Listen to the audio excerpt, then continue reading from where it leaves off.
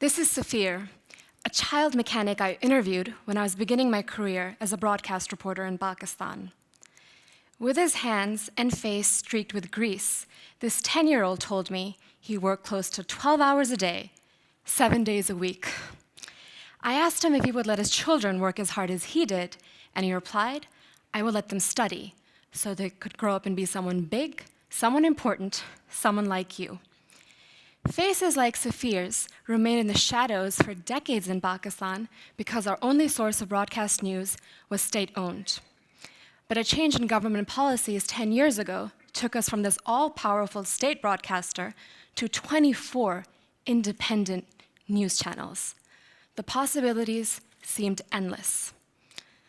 But soon after I met Safir, things began to change in Pakistan. The news shifted gear. It became all about breaking news and confirming death tolls. 35,000 people have died in bombings in Pakistan since 2004. We are chronically in crisis mode. In 6 years, I covered countless bombings, 7 hostage situations, 3 elections, 3 natural disasters, and a state of emergency. Imagine waking up to that every morning. It can be overwhelming, especially for the majority of Pakistanis, the youth. 2 in 3 Pakistanis have yet to celebrate their 30th birthday. That's 120 million stories of hope that has gotten lost in the fog of war and the chase for breaking news. One of the questions I brought with me to Stanford was, how can you bring about real change for these millions of Pakistanis? One answer would be social media. Unfortunately, internet penetration in Pakistan is only 10%. But as my colleague Jigar Mehta showed, that didn't stop the Egyptians.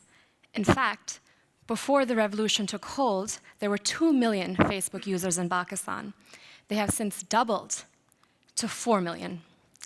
The events of this year have proven that as long as there are tools out there for the youth to raise their voice, they will find them, grab them, and use them. This is where Hosh comes in. Hosh means to awaken, and with the help of our friends at the D-School's Launchpad, we went live 3 weeks ago. Our contributors, bloggers, students, and activists can now log on to hoshmedia.org and send in their videos, images, and thoughts. Our team packages these crowdsourced contributions into news stories for mainstream networks in Pakistan. We've already been published in a leading news outlet in the country.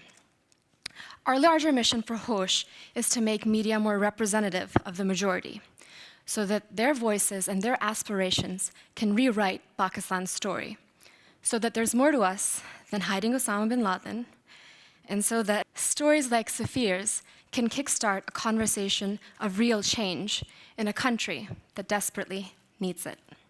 Thank you.